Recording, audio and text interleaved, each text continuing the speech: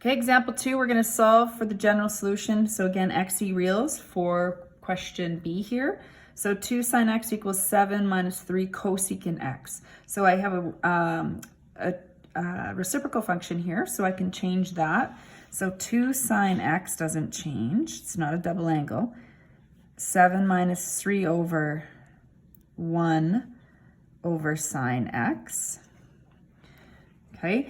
This makes me realize there's some restrictions in here. So we have some NPVs because sine x cannot equal 0. So if sine x can equal 0, we'll use our unit circle over here. That's the y value, so that's 0, pi, 2 pi, 3 pi, etc. So that means x cannot equal pi n, where n is the element of integers. So if any of our answers are multiples of pi, we cross them out.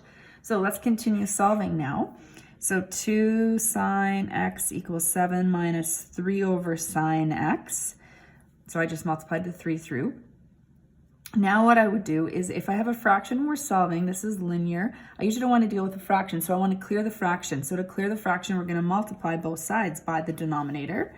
So we're going to multiply this by sine x and this by sine x. So let's bring that through. So sine x times 2 sine x is 2 sine squared x equals, bring through the brackets, 7 times sine x is 7 sine x minus sine x cancels, 3. Move everything to one side now. So 2 sine squared x minus 7 sine x plus 3 equals 0. Now we can factor. Move my paper down here for you.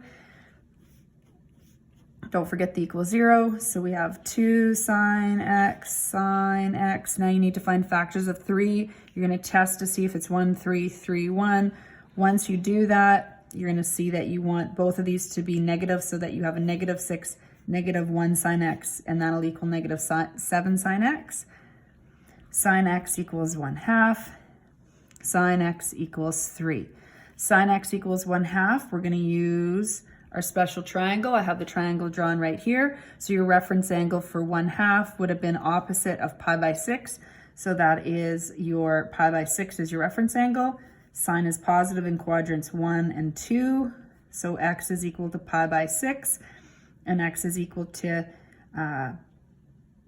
5 pi by 6. Now, because it's general solution in the original question, we got to add a revolution. So add 2 pi n. And because n continues forever and ever, we're going to say n is the element, or the answer rather, continues forever and ever. N is the element of integers so that we can have our general solution.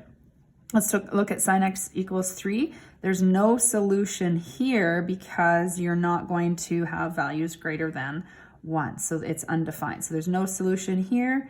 And you have this. I want to double check my NPVs. It's not multiples of pi in here, so we don't have to cross anything else.